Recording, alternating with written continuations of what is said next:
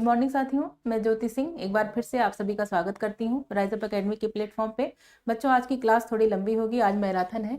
120 question हम लोग यहाँ पर करेंगे। आपकी परीक्षा की डेट बहुत नज़दीक आ गई है, इसी की तैयारी के लिए हम लोग ये मैराथन लेकर आए हैं। आप लोग हमारे साथ बने रहिए। चलिए आज की हम क्लास शुरू करते हैं। देखते हैं आज का पहला क्वेश्चन क्या है। वर्णों के समुदाय को हम क्या कहते हैं? आइए ऑप्शन देख लेते हैं। वर्णमाला, सर्वनाम, अक्षर या फिर क्रिया। बेटा, वर्णों के समुदाय को हम वर्णमाला कहते हैं। ये वर्णमाला शब्द, आइए देखते हैं वर्णमाला शब्द कैसे बना है। वर्णमाला शब्द हमारा दो शब्दों से मिलकर बना है। पहला है वर्ण और दूसरा है माला। पहला है वर्ण और दूसरा है माला। बेटा, वर्ण का मतलब क्या होता है?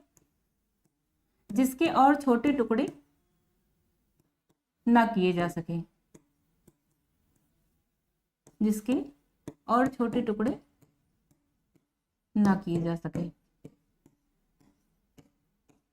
सके, या फिर अक्षर। वर्ण का मतलब अक्षर। और माला का मतलब क्या होता है बच्चों? माला का मतलब होता है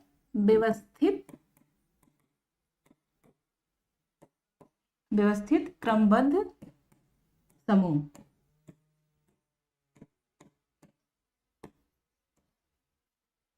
मतलब कहने का ये व्यवस्थित क्रमबद्ध कहने का मतलब इसका ये है कि वर्णों के समुदाय को तो हम वर्णमाला कहेंगे, लेकिन वो जो वर्णों का समुदाय है वो एक निश्चित क्रम में रहता है। निश्चित क्रम कहने का क्या मतलब है? जैसे अगर हम का लिख रहे हैं, का के बाद खा आएगा, खा के बाद गा आएगा। चा लिख रहे हैं तो चा के बाद छा आएगा, फिर छा के बाद जा आएगा। आ लिख रहे हैं, छोटा आ के बाद बड़ा आएगा। ये एक क्रम में लिखे हुए हैं। अगर यही क्रम हम पहले बड़ा आ लिख दें फिर छोटा आ लिख दें तो बेटा वर्णों का समुदाय तो ऐसे भी बनेगा, लेकिन ये वर्णमाला नहीं कहा होगा। तो वर्णमाला का मतलब ये होता है वर्ण एक व्यवस्थित क्रम में हो, वो वर्णमाला होती है। सर्वनाम हम किसको कहते हैं? संज्ञा के स्थान पर जिन शब्दों का हम प्रयोग करते हैं उनको हम सर्वनाम कहते हैं। अक्षर क्या होता है? वर्णों का सार्थक मेल। सार्थक मेल कहने का मतलब, जैसे हम वर्ण जोड़ रहे हैं, एक का, म, ला। इन तीनों को जब हमने जोड़ दिया तो एक शब्द बन गया हमारा कमल। इसका एक अर्थ है, क्या है? अर्थ फूल। तो बेटा ये है सार्थक समूह, तो ये बनेगा हमारा अक्षर। और इसमें भी जैसे देखिए का है तो ये इसमें हम आ जुड़ेगा, फिर ये माँ है इसमें भी एक आ जुड़ेगा, और ला है इसमें भी क्या होता है? आ होता है। तो बेटा ये जब का और आ मिलते हैं दोनों, तो ये इन दोनों का मेल जो होता है तब ये हमारा का बनता है। इसको हम क्या कहते हैं? अक्षर कहते हैं। ये अक्षर होता है। और क्रिया क्या होती है? ऐसे शब्द जिससे किसी कार्य का करना या होना पाया जाए वो क्रिया कहलाती है। चलिए अगला क्वेश्चन देखते हैं। अगला क्वेश्चन हमारा, हिंदी वर्णमाला में स्वरों की संख्या डैश है, रिक्त स्थान की पूर्ति कीजिए। ऑप्शन देख लेते हैं, 11, 10, 9 या फिर 13। तो बेटा हिंदी वर्णमाला में जैसे इसने पूछा है स्वरों की संख्या, जब इस तरह क्वेश्चन पूछा जाता है, इसमें दो तरह के क्वेश्चन बनेंगे। तो इसका आंसर तो होगा हिंदी वर्णमाला में 11 स्वर होते हैं। लेकिन जब इसी तरह का क्वेश्चन पूछ लेगा कि हिंदी वर्णमाला में कुल स्वर कितने हैं, जब बात करेगा कुल स्वरों की, तो आपका उत्तर क्या हो जाएगा? 13 हो जाएगा। आइए देखते हैं 11 स्वर कौन कौन से हैं। छोटा आ, ई, उ, री, ए, ओ और औ। बेटा ये हमारे 11 हिंदी वर्णमाला के 11 स्वर हैं। जब बात 13 स्वर की करेगा तो इसमें दो शब्द और जुड़ जाते हैं, क्या? अंक और आहा। ये होते हैं हमारे दो और स्वर 13 स्वरों। इनको हम हिंदी वर्णमाला में क्या कहते हैं? ये अयोगवाह होते हैं। बेटा देखिए क्वेश्चन आप ध्यान दीजिएगा, जब बात वो कुल स्वरों की करेगा तो आपको उत्तर क्या देना है? 13 देना है। लेकिन जब बात वो पूछेगा हिंदी वर्णमाला में स्वरों की संख्या, तो आपका उत्तर क्या होना चाहिए? 11। आशा है आपको ये अच्छे से समझ आया होगा। अगला क्वेश्चन देखते हैं। निम्नलिखित में से कौन से शब्द में री की मात्रा का प्रयोग हुआ है? आइए ऑप्शन देख लेते हैं। क्रिया, वर्षा, रिपु या फिर वृष्टि। इसका आंसर क्या होगा? वृष्टि। देखो बेटा, हम पहले ये देखते हैं कि हिंदी वर्णमाला में रा के कितने रूप होते हैं। रा के रूप कितनी तरह से हम हिंदी वर्णमाला में रा को प्रयोग करते हैं, आइए देख लेते हैं। एक रूप तो होता है इसका मूल रूप, जैसे हम लिखते हैं रमेश, और एक रूप होता है इसका पदेन रूप। कौन सा रूप होता है? पदेन रूप। पदेन रूप में ये कैसे लिखा जाता है? जैसे एक शब्द है क्रम, ये जो रा लगा है ये क्या होता है? ये पदेन रूप है, पदेन रूप। एक और रा का रूप होता है कौन सा? रेफ। रेफ, इसको क्या कहते हैं? जैसे हम एक शब्द लिखते हैं कर्म, रा का जो ये प्रकार है इसको हम रेफ कहते हैं, रेफ कहते हैं। ये जो होता है ये रेफ है, और ये इसका पदेन रूप है, ये पदेन रूप है और ये रेफ रूप है। और बात जब ये री है तो ये री की मात्रा कैसे हम लगती है किसी शब्द में? री शब्द इस तरह लिखा जाता है जब हम कोई शब्द बनाते हैं। तो जैसे ये वृष्टि लिखा है, तो इसका जब देखिए वा, उसके बाद री, उसके बाद शा, उसके बाद टा, फिर बड़ी ई। इसमें बेटा ये री स्वर आया है, इसलिए इसका उसका उत्तर डी ऑप्शन हमारा वृष्टि सही उत्तर होगा। चलते हैं अपना अगला क्वेश्चन देखते हैं। अगला क्वेश्चन हमारा, शा शब्द का उच्चारण स्थान बताइए। ये शा, आइए ऑप्शन देख लेते हैं। कंठ, तालु, दंत या फिर मूर्धा। इसका उत्तर क्या होगा बेटा? तालु। आइए एक सूत्र है, ई चू य श तालु, ईचु यश तालु। तो इसका ई का छोटी ई और बड़ी ई, और चू का मतलब चवर्ग, चवर्ग का मतलब चा, छा, जा, झा और इया, ये वर्ण, और या और ये शा। इतने शब्द जो होते हैं इनका उच्चारण स्थान क्या होता है? इनका उच्चारण स्थान होता है तालु। तो बेटा ये इसमें ये शा पूछ रहा है, तो ये शा है, इसका उच्चारण स्थान क्या होगा? तालव्य, तालु, तालव्य या फिर तालु। अगला क्वेश्चन, अंतस्थ और ऊष्म वर्ण कितने हैं? आइए ऑप्शन देख लेते हैं। 6, 8, 9 या फिर 7। इसका सही उत्तर क्या होगा? डी 8।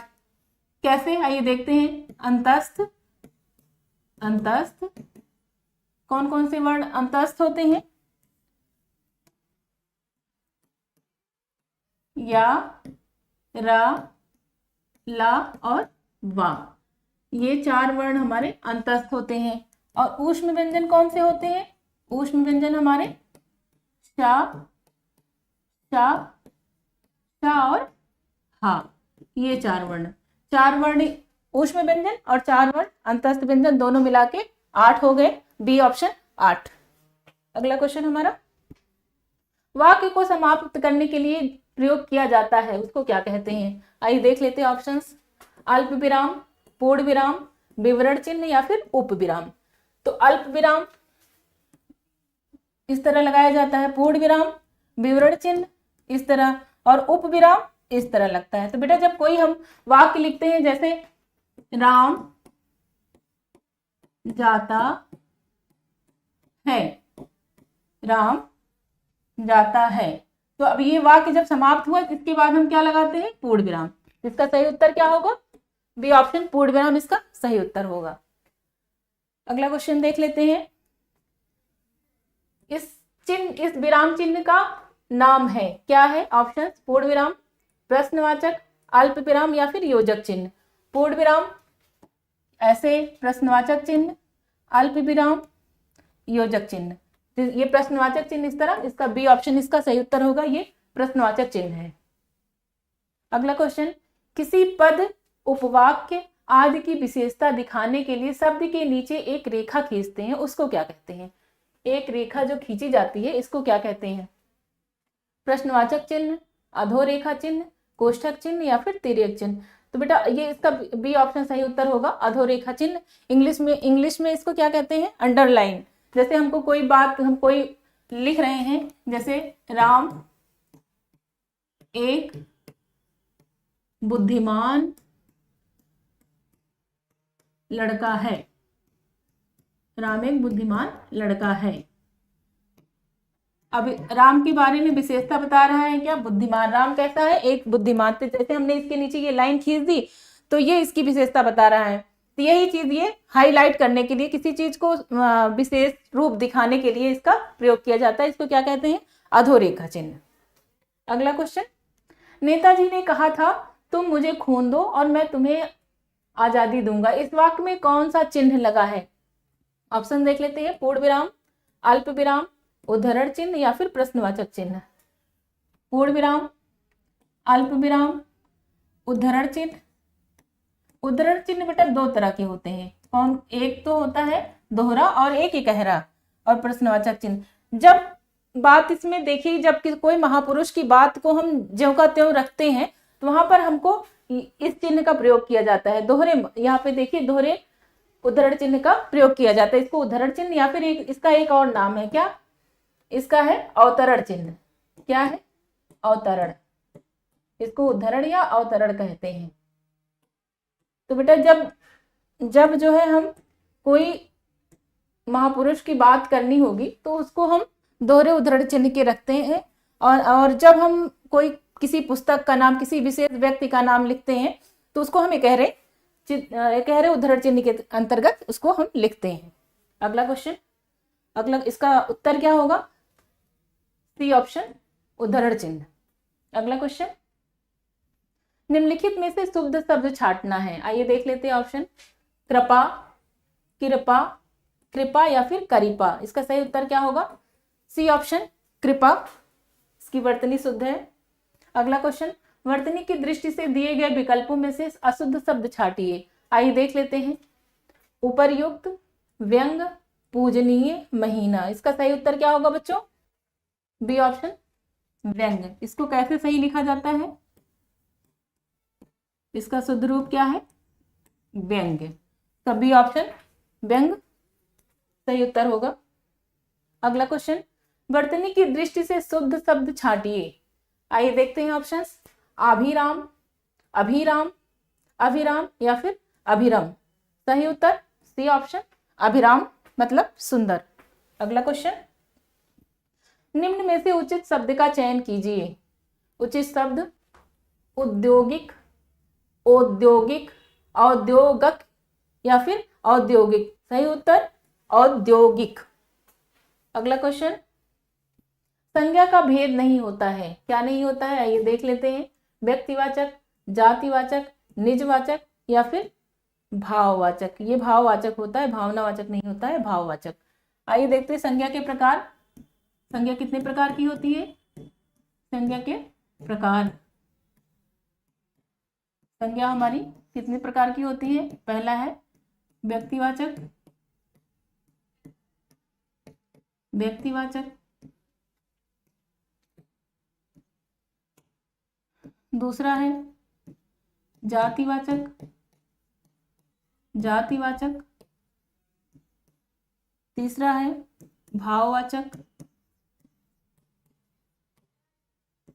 चौथा है समूहवाचक, समूहवाचक, समूहवाचक। और पांचवा है हमारा द्रव्यवाचक, द्रव्यवाचक। ये संज्ञा के प्रकार हैं। इसमें से व्यक्तिवाचक भी संज्ञा होती है, जातिवाचक भी होती है, भाववाचक भी होती है। सी ऑप्शन हमारा निजवाचक सर्वनाम होता है।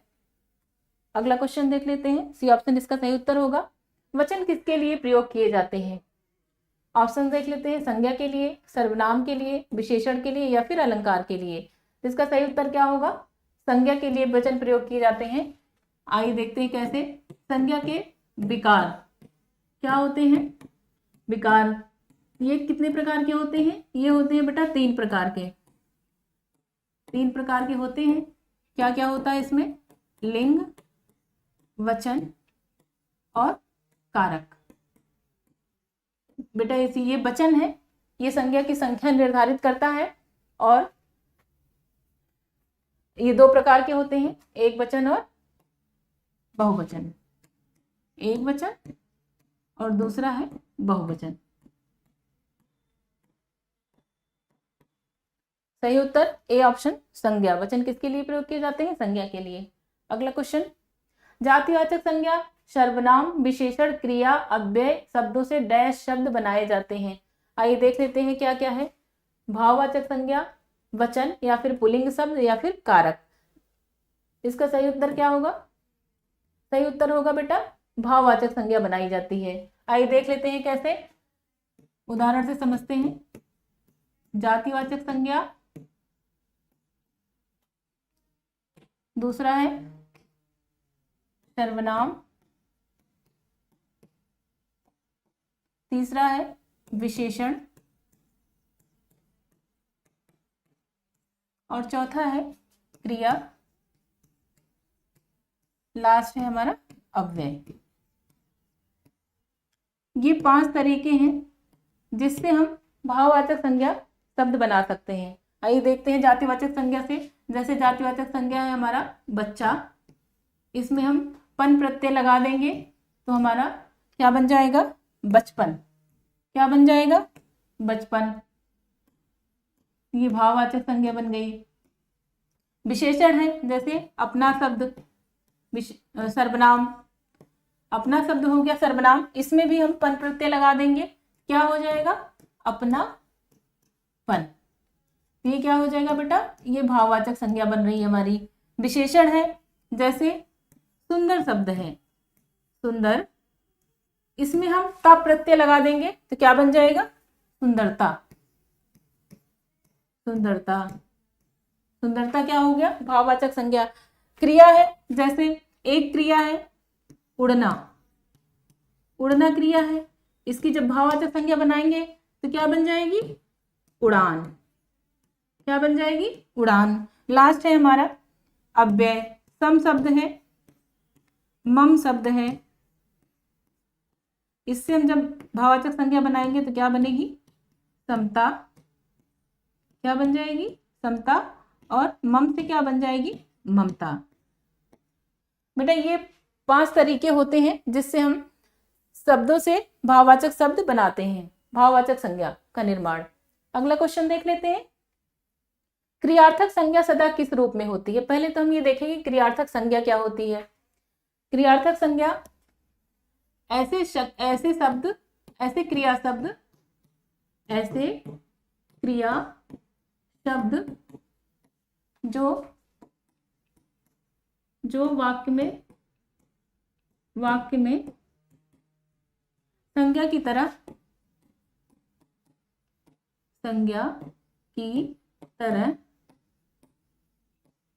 प्रयोग किए जाते हैं वो क्या कहलाते हैं? क्रियार्थक संज्ञा किए जाते हैं, उनको हम क्या कहते हैं? क्रियार्थक संज्ञा। क्रियार्थक संज्ञा, क्रियार्थक संज्ञा।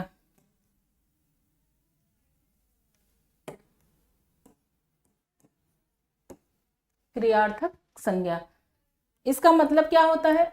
आइए देख लेते हैं कैसे होते हैं। क्रियार्थक संज्ञा सदा किस रूप में रहते हैं? ऑप्शन देख लेते हैं। वचन, बहुवचन पुल्लिंग, एक वचन पुल्लिंग, एक वचन स्त्रीलिंग, बहुवचन स्त्रीलिंग। इसका सही उत्तर क्या होगा? एक वचन पुल्लिंग। आइए उदाहरण से समझते हैं। उदाहरण देख लेते हैं कैसे होगा। जैसे अब क्रिया शब्द है टहलना, टहलना, स्वास्थ्य के लिए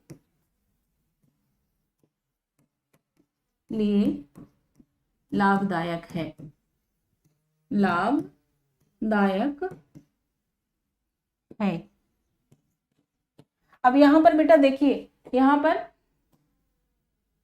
पर जो हम टहलना क्रिया है, टहलना ये क्रिया शब्द है, इसका प्रयोग कैसे किया गया है? इसका प्रयोग संज्ञा की तरह किया गया है। यही चीज ये बोला था क्रियार्थक संज्ञा। ऐसे क्रिया शब्द जो संज्ञा की तरह प्रयोग किए जाते हैं वो क्या होते हैं?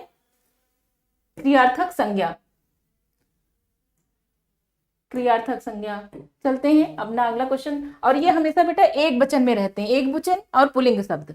अगला क्वेश्चन, हिंदी में कुल कितने सर्वनाम हैं? ऑप्शन देख लेते हैं, 9, 10, 11 या फिर 12। बेटा इसका सही उत्तर क्या होगा?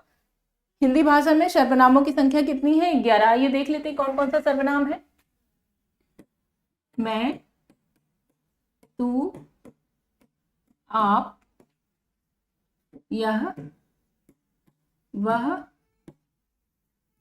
जो, सो, क्यों और क्या, और कोई, कुछ। बेटा देखिए ये शुरुआत के जो शब्द हैं, रुकिए हम, ये शुरुआत के जो इतने शब्द हैं 5, ये क्या होते हैं? ये होते हैं पुरुषवाचक सर्वनाम। क्या होते हैं? पुरुषवाचक सर्वनाम। और ये 2 सर्वनाम ये हैं, इनको क्या कहते हैं? ये संबंधवाचक होते हैं। क्या होते हैं? संबंधवाचक सर्वनाम। और ये दोनों ये प्रश्नवाचक होते हैं, प्रश्नवाचक सर्वनाम। और ये क्या होते हैं? ये होते हैं अनिश्चयवाचक सर्वनाम। अनिश्चयवाचक सर्वनाम क्या होते हैं? अनिश्चयवाचक सर्वनाम। ये बेटा हिंदी भाषा में ये 11 सर्वनाम होते हैं जिनका प्रयोग किया जाता है। इन्हीं से बाकी सर्वनामों को इन्हीं के द्वारा मिलाकर बनाया जाता है। अगला क्वेश्चन, निम्नलिखित में सर्वनाम है, आइए ऑप्शन देख लेते हैं। यह, सभा, मनुष्य, हिमालय। बेटा यह जो है ये क्या है? ये निश्चयवाचक सर्वनाम है। क्या है? निश्चयवाचक सर्वनाम। इसका सही उत्तर क्या होगा? यह। बाकी ये तीनों क्या है? संज्ञा शब्द है। क्या है? संज्ञा। यह क्या है? ये निश्चयवाचक सर्वनाम है।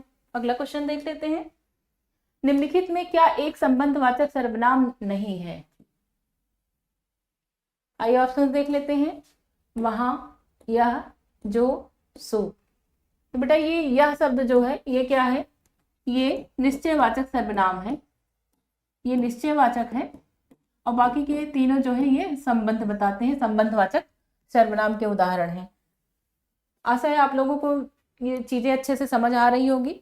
आज बेटा ये क्लास आप मैराथन की पूरी अच्छे से प्रैक्टिस कीजिएगा, क्योंकि आपकी परीक्षाएं बहुत नज़दीक आ गई हैं, आपके पास समय बिल्कुल नहीं है। आप जितनी अच्छे से प्रैक्टिस कर लेंगे, अगर इस क्लास भर के क्वेश्चन को भी आप प्रैक्टिस कर लेते तो आपको अपने पेपर में बहुत सारे क्वेश्चन देखने को मिल सकते हैं, ज्यों क्यों त्यों। ठीक है, अगला क्वेश्चन देखते हैं बेटा। वह आज ही चला गया वाक्य में रेखांकित शब्द सर्वनाम के किस भेद का उदाहरण है? आइए देख लेते हैं। पुरुषवाचक, निजवाचक, निश्चयवाचक या संबंधवाचक। संबंधवाचक। वह आज ही चला गया मतलब ये निश्चयवाचक सर्वनाम है बेटा। इसका सही उत्तर क्या होगा? निश्चयवाचक। ये निश्चयवाचक सर्वनाम है। आज ही चला गया, ये हमको लग रहा है कुछ मिसप्रिंट हो गया है, ये बेटा आप होगा। वह आप ही चला गया। इसका उत्तर, सही उत्तर क्या होगा? सही उत्तर इसका होगा निजवाचक। आप शब्द में निजवाचक है। निजवाचक सर्वनाम में कौन कौन शब्द आते हैं? निजवाचक, निजवाचक सर्वनाम में कौन कौन से शब्द होते हैं? आप, खुद, स्वयं, अपने आप। निजवाचक सर्वनाम इसमें जो शब्द होते हैं वो कर्ता अपने लिए जिन शब्दों का प्रयोग करता है वो निजवाचक सर्वनाम कहे जाते हैं। अगला क्वेश्चन देख लेते हैं। अगला क्वेश्चन हमारा, परिमाणवाचक विशेषण द्वारा किसका बोध होता है? आइए ऑप्शन देख लेते हैं। क्रिया के होने का, क्रिया के नापतोल का, क्रिया के स्थान का या फिर क्रिया की रीति का। बेटा इस परिमाण का मतलब क्या होता है? परिमाण का मतलब होता है मात्रा। ये मात्रा बताता है। क्या बताता है? मात्रा। तो बेटा क्रिया के, इसका सही उत्तर क्या होगा? B option. क्रिया के नापतोल का ये परिमाणवाचक विशेषण क्रिया के नापतोल के बारे में बताता है। अगले क्वेश्चन, विशेषण की विशेषता बताने वाले शब्द क्या कहलाते हैं? आइए देख लेते हैं।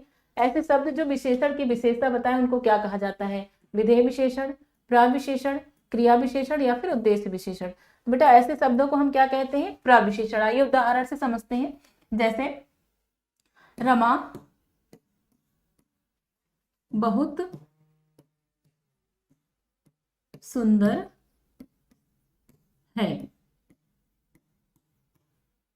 बेटा देखो यहाँ पर जो ये सुंदर शब्द है ये विशेषण है। क्या है? विशेषण है।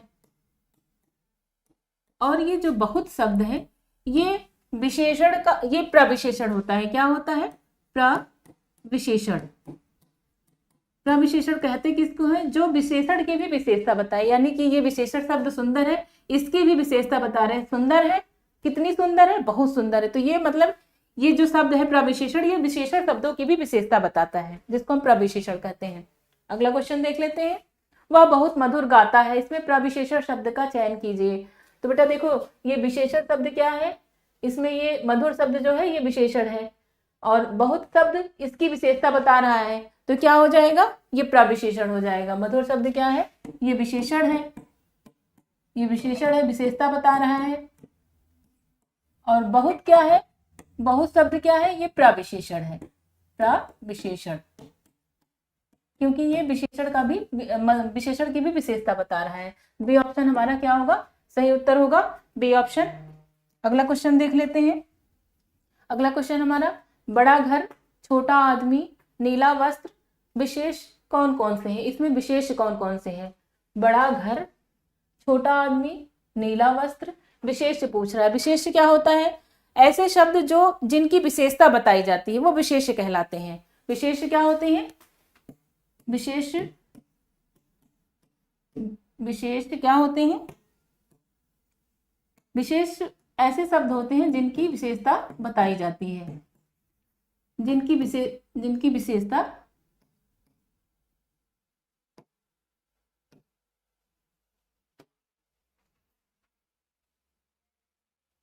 जिनकी विशेषता बताई जाए, जिनकी विशेषता बताई जाती है वो विशेष शब्द होते हैं।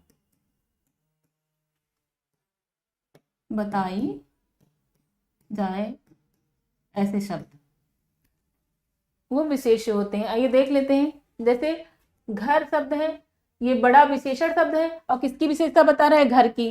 तो घर क्या हो गया? विशेष हो गया है। ये आदमी है, ये आदमी कैसा है? छोटा है, तो छोटा विशेषण हो गया और आदमी क्या हो गया? विशेष हो गया। ये नीला है और ये वस्त्र है, वस्त्र कैसा है? नीला है, तो वस्त्र हमारा क्या हुआ? विशेष हो गया, और नीला क्या हो गया? विशेषण हो गया। आइए देख लेते हैं। सी ऑप्शन इसका, घर, आदमी और वस्त्र क्या है? ये विशेष है।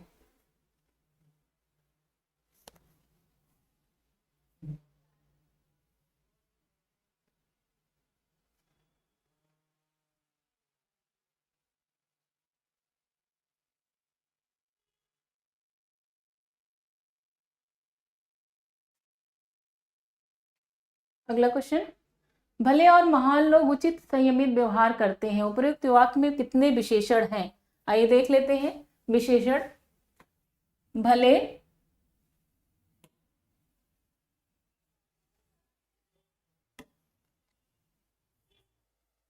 भले और महान लोग, भले और महान लोग, महान, उचित और संयमित, मतलब ये भले और महान ये लोग की विशेषता बता रहे हैं, और संयमित, उचित और संयमित ये व्यवहार की विशेषता बता रहे हैं। तो बेटा इसमें कितने विशेषण हुए? 1 2 3 4 विशेषण हो गए और 2 विशेष हो गए। तो ये ऑप्शन किसमें है? 4 विशेषण और 2 विशेष। सी ऑप्शन इसका सही उत्तर होगा। इसमें 4 विशेषण शब्द हैं, भले और महान, भले, महान, और क्या है? उचित और संयमित। ये 4 क्या है बेटा? ये विशेषण शब्द हैं। संयमित, ये 4 शब्द क्या है? ये विशेषण शब्द हैं, विशेषण हो गए। और क्या बचा है? विशेष, व्यवहार और लोग, लोग और व्यवहार। ये क्या है, ये विशेष्य है, विशेष। तो इसमें 4 विशेषण हो गए और 2 विशेष। अगला क्वेश्चन देख लेते हैं। अगला क्वेश्चन हमारा, विशेषण की कितनी अवस्थाएं होती हैं? आइए देख लेते हैं, विशेषण की कितनी अवस्थाएं होती हैं। विशेषण की अवस्थाएं, बेटा विशेषण की 3 अवस्थाएं होती हैं। आइए देखते हैं कौन कौन सी। विशेषण की 3 अवस्थाएं कौन कौन सी? मूलावस्था,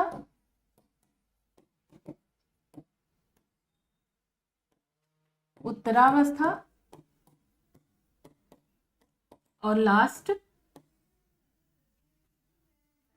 उत्तरावस्था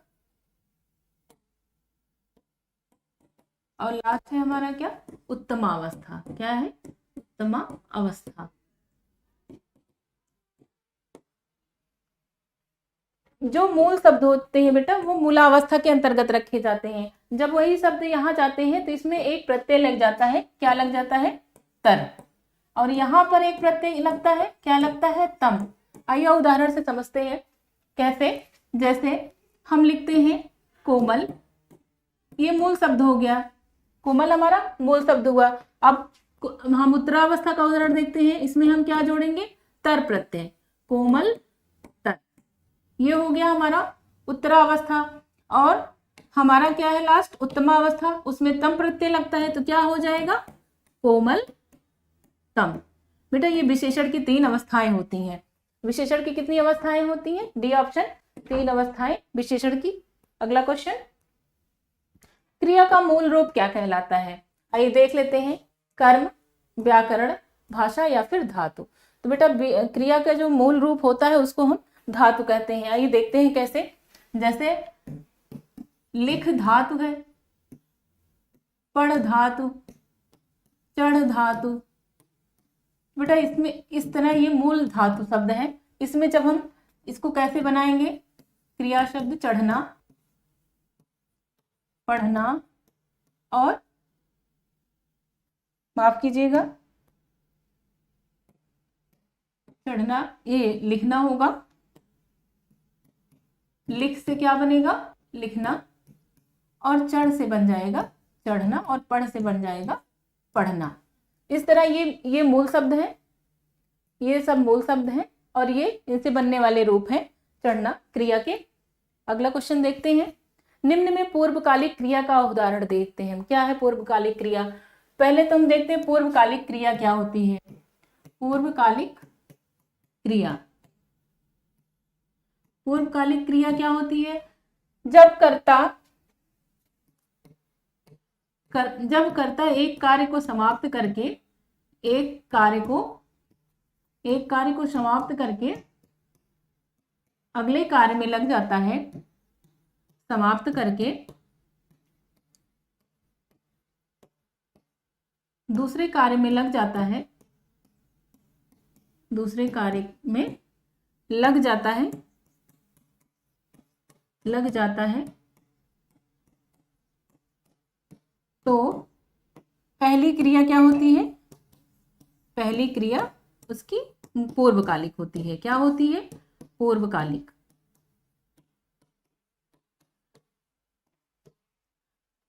समझते हैं हम एक उदाहरण से। जैसे बेटा देखो, अब ये हम देखते हैं इसमें कौन सा ऐसा वाक्य, हम पिछले साल जयपुर गए, हमने पिछले साल दिवाली धूमधाम से बनाई, मैं कपड़े धोकर खेलने गया, कल मैं गांव गया। तो इसमें बेटा देखो, मैं पहले तो उसने क्या किया, इस मैंने पहले तो कपड़े धोए, ये धोकर क्रिया एक हुई और फिर खेलने चला गया, मतलब कपड़ा धोया फिर, इसमें 2 क्रिया है। तो ये जो पहली क्रिया है, यही चीज इसमें लिखी हुई, ये जो पहली क्रिया है ये क्या कहलाती है? पूर्वकालिक क्रिया। पूर्वकालिक क्रिया ये पूर्वकालिक होती है, पूर्वकालिक क्रिया होती है। अब ये इसमें यही चीज मैंने बताई यहाँ पे कि जब कर्ता एक कार्य पहले समाप्त कर लेता है और तुरंत दूसरा कार्य करने लगता है, जो पहले कार्य समाप्त होगा वो पूर्वकालिक क्रिया के अंतर्गत आता है। अगला क्वेश्चन, वह इसी ओर दौड़ी चली आ रही है। में आ रही क्रिया का प्रकार बताइए। आ रही क्रिया, तो बेटा आइए देखते हैं, क्या मुख्य क्रिया है, सहायक क्रिया है, या फिर संयुक्त क्रिया, या फिर कोई नहीं। मुख्य क्रिया क्या है? मुख्य क्रिया है इसमें ये दौड़ना। क्या है? दौड़ना मुख्य क्रिया है। और सहायक क्रिया है इसकी क्या? आ रही है। आ रही है। और संयुक्त क्रिया क्या है? इसमें जो है ये आ रही क्रिया क्या है? ये सहायक क्रिया है। और पूरा ये दौड़ी चली आ रही है, मतलब ये क्या है? ये दो क्रिया से मिलकर बना है। एक तो दौड़ना और एक आना, दो क्रिया मिलकर बना है। तो इसका ये पूछ रहा है आ रही क्रिया का प्रकार बताइए, तो ये हो जाएगी सहायक क्रिया। क्या हो जाएगी? सहायक क्रिया। संयुक्त क्रिया क्या होती है? दो क्रिया जब मिलती है, दो क्रिया को जोड़कर एक क्रिया बनाई जाती है, दो क्रिया का एक साथ प्रयोग, ये होती है हमारी संयुक्त क्रिया। अगला क्वेश्चन देखते हैं। अगला क्वेश्चन हमारा, किसी कार्य को करने या होने का बोध कराने वाले शब्दों को हम क्या कहते हैं? आइए ऑप्शन देख लेते हैं। काल, संख्या, क्रिया या फिर विशेषण।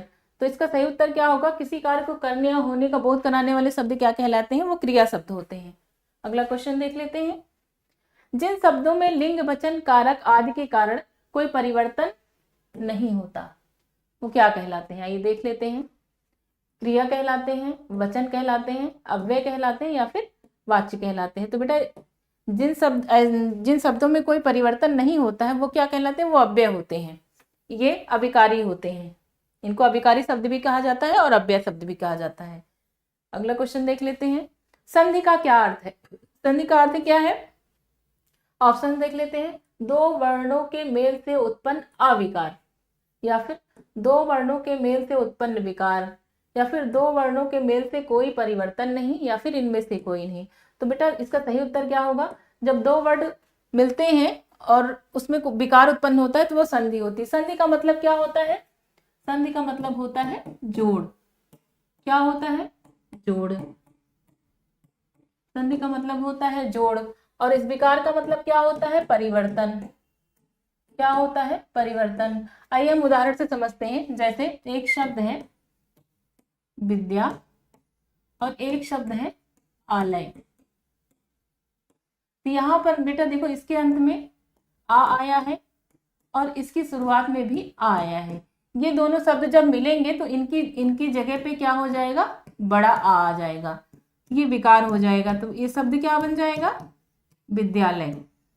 यही चीज बोल रहा है, दो वर्णों के मेल से उत्पन्न विकार संधि कहलाता है। अगला क्वेश्चन, स्वर संधि के कितने प्रकार, स्वर संधि कितने प्रकार की होती है? ये ऑप्शन देख लेते हैं। स्वर संधि 2 प्रकार की, 3 प्रकार की, 5 प्रकार की, या फिर 6 प्रकार की। तो स्वर संधि कितने प्रकार की होती है बेटा? 5 प्रकार की। आइए देखते हैं कौन कौन सी स्वर संधि। स्वर संधि हमारी कितने प्रकार की होती है? 5 प्रकार की। कौन कौन सी? दीर्घ स्वर संधि, दीर्घ स्वर संधि, दूसरा है गुण संधि, तीसरा है वृद्धि संधि, वृद्धि संधि, चौथा है यड़ संधि, और लास्ट क्या है? अयादि संधि। क्या है? अयादि संधि।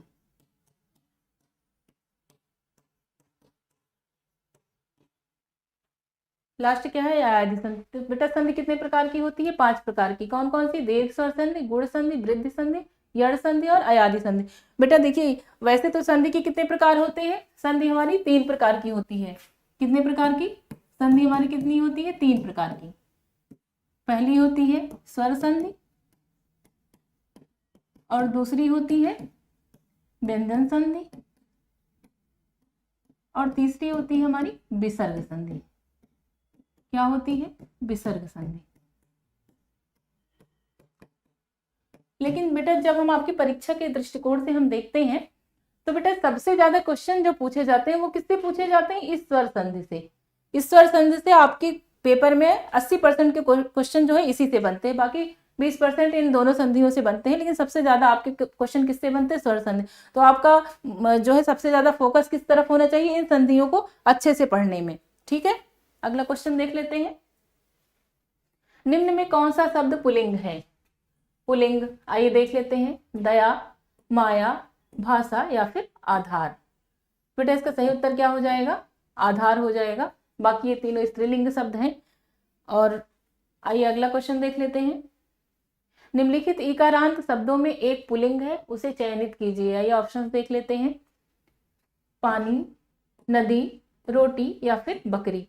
बेटा सही उत्तर क्या होगा? पानी। जितनी भी द्रव्यवाचक संज्ञा है, द्रव्यवाचक पदार्थ होते हैं, वो क्या होते हैं? द्रव्यवाचक पदार्थ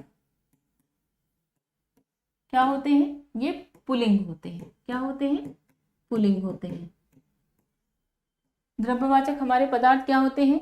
और इकारांत शब्द क्या होता है? ये पूछ रहा है इकारांत शब्द। तो ऐसे शब्द जिसके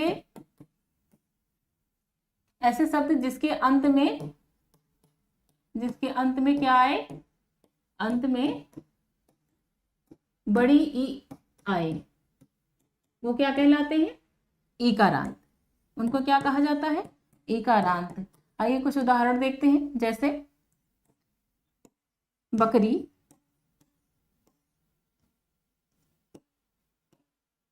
बकरी है, तो इसकी जब हम बहुवचन बनाएंगे तो क्या बन जाएगा? बकरियां। क्या बन जाएगा? बकरियां। यही बेटा ऐसे शब्द जिसके अंत में ये बड़ी ई आती है, तो बड़ी ई आती है तो वो इकारांत कहा जाते हैं। अगर इसी जगह पे छोटी ई आ जाएगी तो क्या कहेंगे हम? छोटी ई होगी तो क्या हो जाएगा? इकारांत। क्या हो जाएगा? इकारांत। जब छोटी ई होगी तो इकारांत, और जब छोटा ऊ हो जाएगा तो उसको हम क्या कहेंगे? उकारांत। अब यहीं पे जब बड़ा ऊ हो जाएगा, क्या हो जाएगा? बड़ा ऊ, तो उसको हम क्या कहेंगे? उकारांत। इनसे भी बेटा बहुत क्वेश्चन पूछे जाते हैं।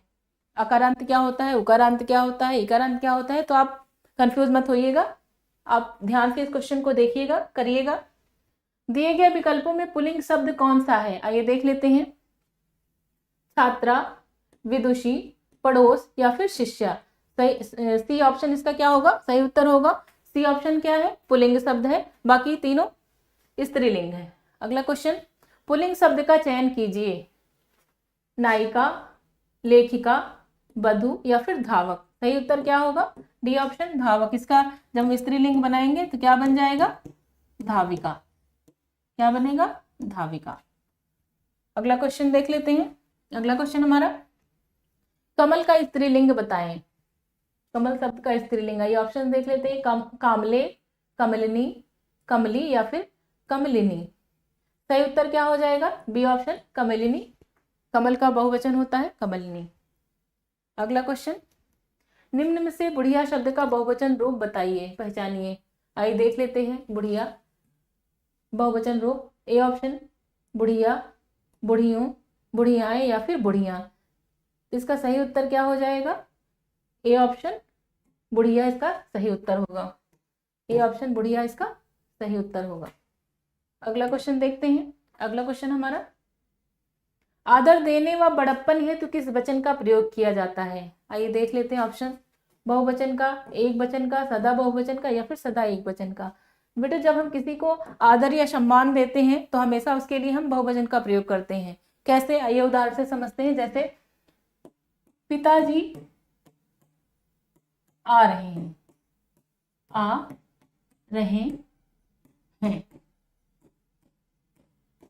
बेटा देखो पिताजी तो एक ही है, लेकिन यहाँ पर क्रिया देखिए रहे हैं, ये बहुवचन की क्रिया लग रही है, बहुवचन की क्रिया। ऐसे ही गुरु जी आ रहे हैं, गुरु जी आ रहे हैं। बेटा जब हम किसी को आदर या सम्मान देते हैं ना, तो वहां पर हमेशा क्या होता है? एक वचन की क्रिया ही लगती है। ठीक है, बहुवचन की क्रिया का प्रयोग किया जाता है। माफ कीजिएगा, जब हम किसी को आदर और सम्मान देते हैं तो हमेशा किस क्रिया, कौन सी क्रिया का प्रयोग करते हैं? बहुवचन की क्रिया का। अगला क्वेश्चन देख लेते हैं। किस शब्द में गण का प्रयोग कर बहुवचन नहीं बनाया जा सकता है। मतलब इसमें कौन से ऐसे शब्द हैं जिसमें हम गण जोड़कर सब बहुवचन नहीं बना सकते हैं। नेता है तो नेता का बहुवचन क्या होता है, नेता गण, ये ऑप्शन गलत हो गया। भक्त का बहुवचन जब बनाएंगे तो क्या बनेगा, भक्त गण, ये ऑप्शन भी गलत हो गया। शिक्षक का बनाएंगे तो क्या बनेगा, शिक्षक गण, ये ऑप्शन भी गलत हो गया। इसका डी ऑप्शन देवी सही होगा। इसका जब हम बहुवचन बनाते हैं तो क्या बनता है, देवियां, क्या बनता है, देवियां। इसका सही उत्तर डी ऑप्शन देवी इसका सही उत्तर होगा। अगला क्वेश्चन, टिड्डी शब्द का बहुवचन क्या होगा, आइए देख लेते हैं। ऑप्शन टिड्डी दल, टिड्डी गण, टिड्डी वर्ग या फिर टिड्डी जन।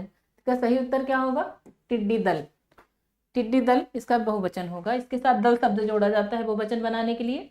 अगला क्वेश्चन, व्याकरण के काल का क्या अर्थ है, मतलब इस काल शब्द का क्या अर्थ होता है। आइए देख लेते हैं ऑप्शन, अंत, पीड़ा, समय या फिर मृत्यु। सही ऑप्शन क्या होगा, सी ऑप्शन। काल का मतलब क्या होता है, समय। व्याकरण में इस काल का मतलब क्या होता है, समय। मेरी जेब में 10 रुपए हैं, वाक्य में प्रयुक्त काल कौन सा है, मतलब ये 10 रुपए हैं मेरी जेब में। आइए देख लेते हैं, संदिग्ध वर्तमान काल, अपूर्ण वर्तमान काल, संदिग्ध वर्तमान काल या फिर पूर्ण वर्तमान काल। तो बेटा इसमें सही उत्तर क्या होगा, डी ऑप्शन पूर्ण वर्तमान काल होगा, क्योंकि 10 रुपए जेब में हैं इसलिए ये पूर्ण वर्तमान काल का उदाहरण है। अगला क्वेश्चन, वाच्य कितने प्रकार का होता है। वाच्य बेटा आइए ऑप्शन देख लेते हैं, 3, 4, 1 या फिर कोई प्रकार का नहीं। तो वाच्य कितने प्रकार का होता है, 3 प्रकार का। आइए देखते हैं कौन कौन से वाच्य हमारे होते हैं 3 प्रकार के। पहला होता है कर्तृवाच्य, दूसरा होता है कर्मवाच्य और तीसरा होता है भाववाच्य। क्या होता है, भाववाच्य। इसमें क्या होता है, इसमें कर्ता की प्रधानता होती है, इसमें कर्ता की प्रधानता और कर्मवाच्य में कर्म की प्रधानता होगी, कर्म की प्रधानता, और भाववाच्य में भाव की प्रधानता होती है। किसकी होती है, भाव की प्रधानता, भाव की प्रधानता। बेटा हिंदी भाषा में 3 वाच्य होते हैं, कौन कौन से, कर्तृवाच्य, कर्मवाच्य और भाववाच्य। अगला क्वेश्चन, कर्मवाच्य में क्या प्रधान होता है। आइए देखते हैं, अभी पीछे हमने समझाया कर्ता, भाव, विचार या फिर कर्म। तो बेटा इसमें क्या होता है, कर्मवाच्य में कर्म की प्रधानता होती है। अगला क्वेश्चन, वह मुझसे अलग रहता है, रेखांकित शब्द के आधार पर बताइए कि यहाँ कौन सा कारक है। तो आइए देख लेते हैं, संप्रदान कारक का चिन्ह क्या होता है, के लिए, क्या होता है, के लिए। अपदान का क्या होता है, से। अलगाव का भाव क्या होता है, अलगाव का भाव होता है। करण, से द्वारा और साथ, क्या होता है, से द्वारा और साथ। अधिकरण का क्या होता है, में, पर। तो बेटा इसमें क्या कह रहा है, मुझसे अलग रहता है, मतलब ये अलग होने का भाव है इसमें। तो क्या हो जाएगा हमारा, अपादान, पंचमी विभक्ति, अपादान कारक, अलगाव का भाव, मुझसे अलग रहता है। अगला क्वेश्चन, राजा सेवक को कंबल देता है, वाक्य में रेखांकित पद में कौन सा कारक है। आइए देख लेते हैं, इसमें क्या लगा है, परसर्ग को किसका होता है, को होता है। आइए देखते हैं कैसे इसको समझते हैं, इसमें थोड़ा सा समझने वाली बात है। तो बेटा कर्ता कारक का चिन्ह क्या होता है, ने। कर्म का क्या होता है, को, यहाँ पर को आया हुआ है। और करण का क्या होता है, करण का होता है से, द्वारा और साथ। संप्रदान का क्या होगा, संप्रदान का होगा के लिए।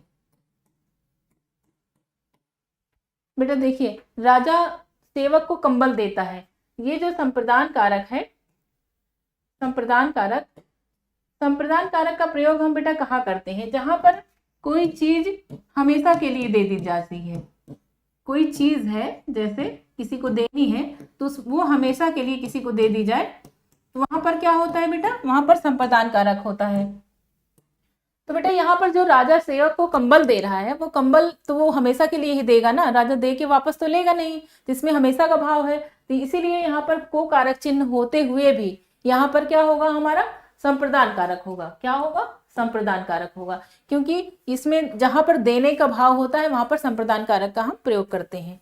अगला क्वेश्चन हमारा, कारक के भेद हैं कितने हैं, आइए देख लेते हैं।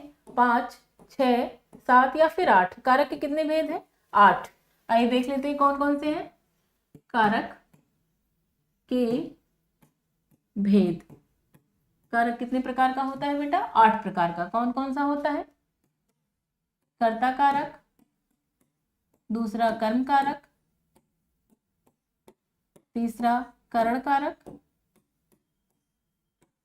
चौथा संप्रदान कारक,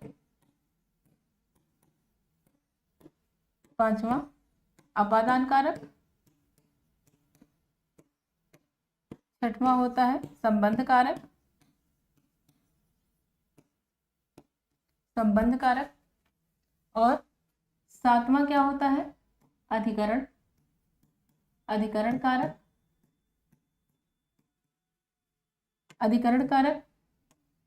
और आठवां क्या होता है, संबोधन कारक। बेटा इसके कुछ चिन्ह होते हैं जिनको हम क्या कहते हैं, विभक्ति या फिर परसर्ग। क्या बोलते हैं, विभक्ति या परसर्ग बोलते हैं। क्या बोलते हैं, परसर्ग। बेटा कर्ता का क्या होता है, ने। कर्म का क्या होता है, को। करण का क्या होता है, से, द्वारा और साथ। क्या होता है, से, द्वारा और साथ। संप्रदान का क्या होता है, के, लिए। अपादान का क्या होता है, से। इसका भी से होता है लेकिन क्या होता है इसमें अलगाव का भाव होता है। जैसे पेड़ से पत्ता गिरता है तो पत्ता पेड़ से जब गिरेगा तो वो अलग हो जाएगा। संबंध का क्या होगा, का, की, के, रा, री, रे, ना, नी, ने। इसमें 9 विभक्तियां होती हैं, इनका 9 तरह से हम प्रयोग कर सकते हैं। अधिकरण में क्या होता है, में, पर। और संबोधन का क्या होता है, हे, अरे, हो, ए। मतलब इसमें जो है संबोधन कारक की पहचान का सबसे अच्छा तरीका क्या होता है, इसमें संबोधन चिन्ह लगा रहता है। जिस भी वाक्य में इनका प्रयोग होगा ये वाला चिन्ह उसमें लगा रहता है, उसमें आप आसानी से पहचान पाएंगे। तो ये सबसे आसान होता है पहचानना। अगला क्वेश्चन देखते हैं। अगला क्वेश्चन हमारा, हे प्रभु मेरी इच्छा पूर्ण करो। इस वाक्य में कौन सा कारक है, हे प्रभु। बेटा यहाँ पर ये गलत हो गया है, मिसप्रिंट। चलिए देख लेते हैं ऑप्शन, अधिकरण, संबंध कारक, संबोधन कारक या फिर अपादान कारक। बेटा इसमें क्या हो जाएगा, सही, सी ऑप्शन इसका सही उत्तर होगा, संबोधन कारक, क्योंकि हे प्रभु ये संबोधन चिन्ह यहाँ पर लगा हुआ है, संबोधन चिन्ह, तो ये संबोधन कारक का उदाहरण है। अगला क्वेश्चन, अर्थ के आधार पर शब्द के कितने प्रकार का होता है। आइए देख लेते हैं शब्द कितने प्रकार के होते हैं, 3, 4, 5 या फिर 6। तो इसका सही उत्तर क्या होगा, 4। आइए देख लेते हैं कौन से, अर्थ के आधार पर शब्द, शब्द के भेद।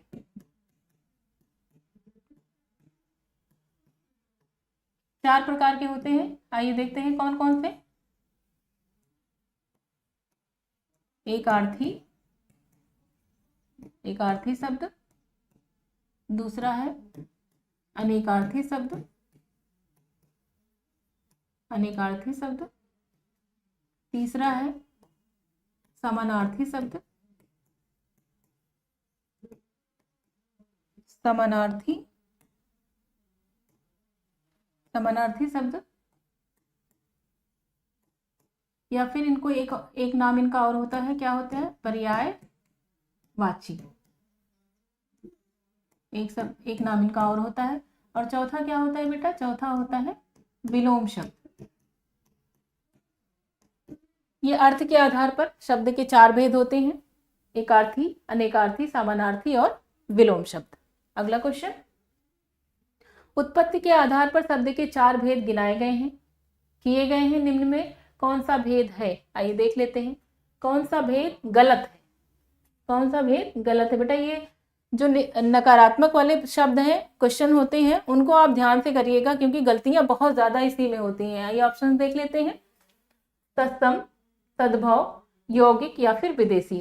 तो बेटा इसमें यौगिक जो है अलग है, तद्भव, तत्सम और देशज विदेशज ये 4 प्रकार के होते हैं और यौगिक अलग शब्द है।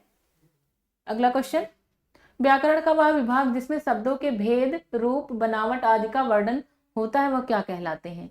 व्याकरण का वह विभाग जिसमें शब्दों के भेद और रूप, बनावट आदि का, ये देख लेते हैं, शब्द विचार, वर्ण विचार, वाक्य विचार या फिर भाषा विचार। बेटा इसमें बात की जा रही शब्दों की, तो क्या हो जाएगा? शब्द विचार। व्याकरण के कितने भाग होते हैं? व्याकरण को हम अपने व्याकरण को पढ़ने के लिए, इनके हम अपनी आसानी के लिए इसको 3 भागों में बांट देते हैं। क्या क्या है आइए देखते हैं। पहला होता है वर्ण विभाग, दूसरा होता है शब्द विभाग, और तीसरा होता है वाक्य विभाग। बेटा वर्ण विभाग के अंतर्गत हम वर्ण के बारे में जो भी चीजें हैं, वर्ण की उत्पत्ति, वर्ण के प्रकार, ये सब चीजें, उच्चारण स्थान, ये सब चीजें हम वर्ण विभाग के अंतर्गत पढ़ेंगे। और बात जब शब्द विभाग की आएगी, शब्द विभाग के अंतर्गत क्या पढ़ेंगे? शब्द के भेद, रूप, बनावट आदि का हम शब्द विभाग के अंतर्गत। और वाक्य विभाग में हम क्या पढ़ेंगे? विराम चिन्ह, वाक्य को कैसे बनाना है, कितने प्रकार के वाक्य होते हैं, ये चीजें हम वाक्य विभाग के अंतर्गत पढ़ते हैं। ये हमारे व्याकरण के 3 विभाग हैं।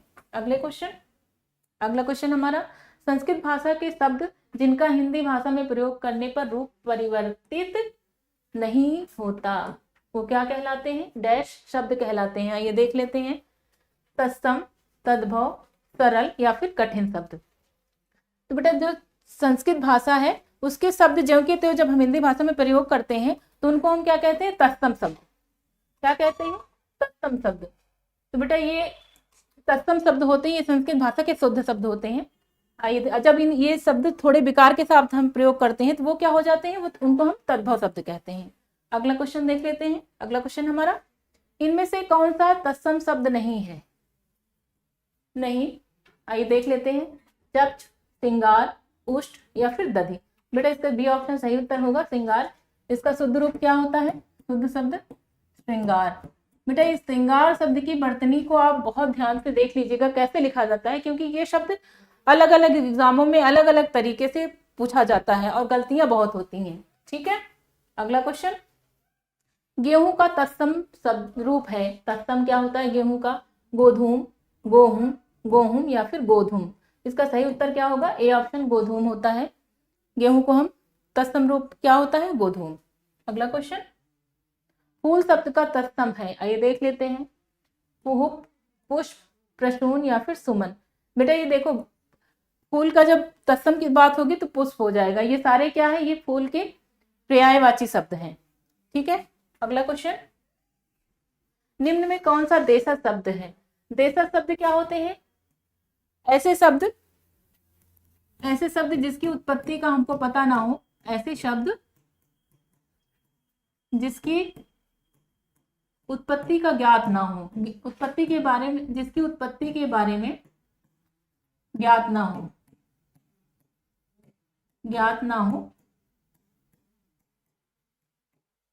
लेकिन उनका भरपूर मात्रा में भाषा में प्रयोग हो। भाषा में भरपूर प्रयोग होता है। भरपूर प्रयोग, ये कौन से शब्द होते हैं बेटा? ये होते हैं देशज शब्द।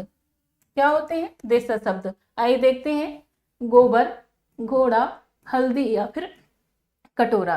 डी ऑप्शन इसका सही उत्तर होगा, कटोरा।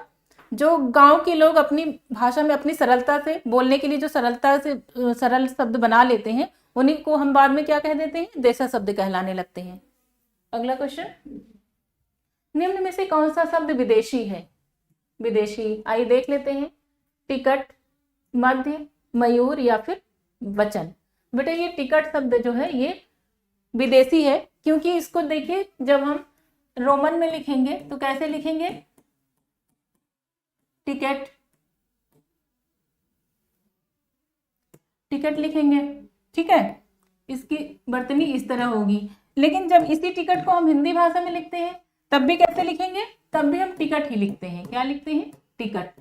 तो ये इंग्लिश भाषा का शब्द है और ये इंग्लिश भाषा का और ये हिंदी भाषा के, एक रोमन लिपि और एक देवनागरी लिपि, दोनों की लिपियां अलग अलग है और लिखने का तरीका भी अलग अलग है, ठीक है।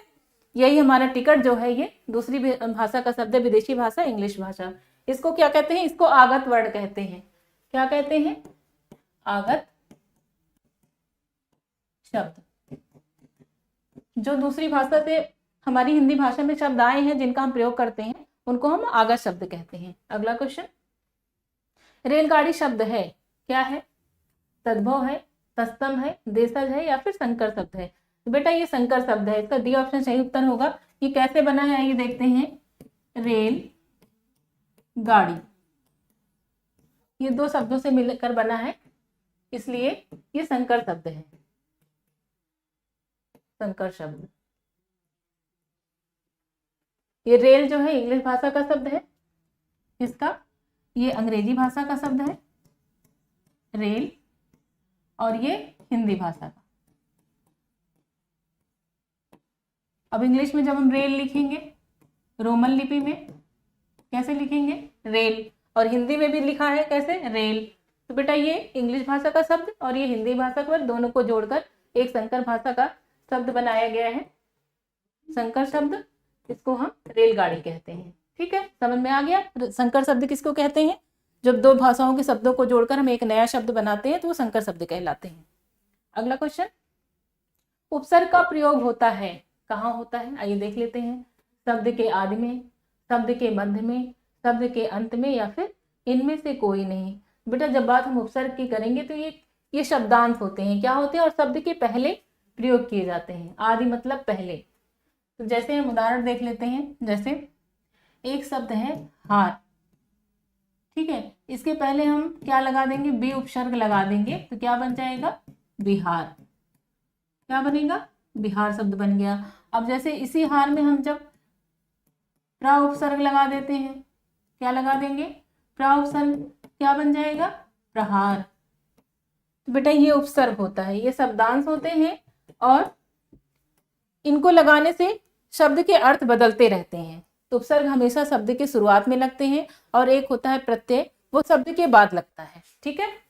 अगला क्वेश्चन, निर्गुण शब्द में उपसर्ग है, इस निर्गुण शब्द में उपसर्ग देख लेते हैं कौन सा है, नी, नी, निर या फिर निर्गु।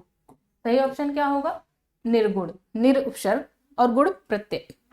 अगला क्वेश्चन, पराजय में उपसर्ग है, पराजय में कौन सा उपसर्ग है, आइए देख लेते हैं।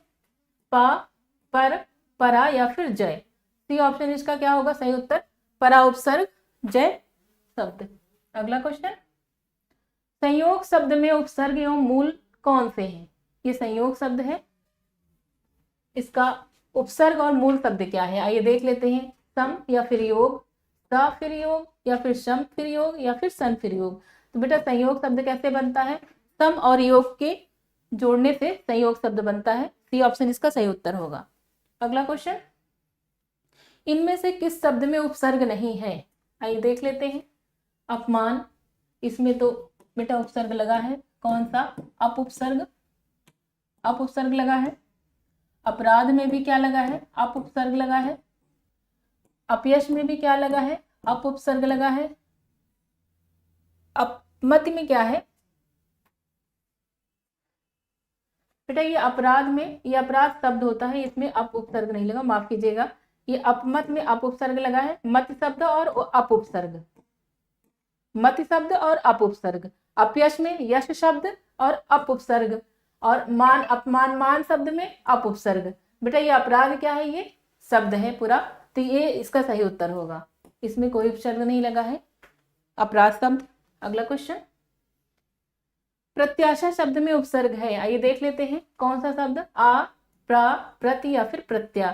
सी ऑप्शन इसका सही उत्तर होगा। प्रत्याशा शब्द कैसे बनता है, प्रति, धन, आशा, क्या हो जाएगा? प्रत्याशा। प्रत्युपसर्ग आशा शब्द। ठीक है, अगला क्वेश्चन, मिठास शब्द में किस प्रत्यय का प्रयोग हुआ है? आइए देख लेते हैं। मीठा, ठास, आस या फिर प्यासा? सी ऑप्शन इसका सही उत्तर होगा। क्या होगा? आस प्रत्यय। अगला क्वेश्चन, प्रत्यय बेटा हमेशा कहाँ लगते हैं? शब्द के अंत में। तो ये मीठा शब्द है, देखिए जैसे ये मीठा शब्द है, इसमें क्या लगा? ये आस प्रत्यय, तो क्या बन गया? मिठास। क्या बन गया? मिठास। बेटा प्रत्यय हमेशा कहाँ लगते हैं? शब्द के अंत में। और उपसर्ग कहाँ लगते हैं? कोई शब्द है उसके पहले। ठीक है, शुरुआत में उपसर्ग और अंत में प्रत्यय। प्रमाणिक शब्द के मूल शब्द और प्रत्यय का सही अलगाव है। आइए देख लेते हैं ऑप्शंस। प्रमाण एक, प्रमाण एक, प्रामाणिक या फिर प्रमाणिक? इसका सही उत्तर क्या होगा? बी ऑप्शन, प्रमाण धन इक, प्रामाणिक। अगला क्वेश्चन, दिए गए विकल्पों में से अवनि का विपरीतार्थक शब्द यानी कौन सा है? यानी विपरीतार्थक मतलब यानी कि विलोम शब्द। विलोम शब्द, विलोम का मतलब क्या होता है? विलोम का मतलब होता है उल्टा। क्या होता है? उल्टा। आइए देख लेते हैं। अवन का मतलब क्या होता है?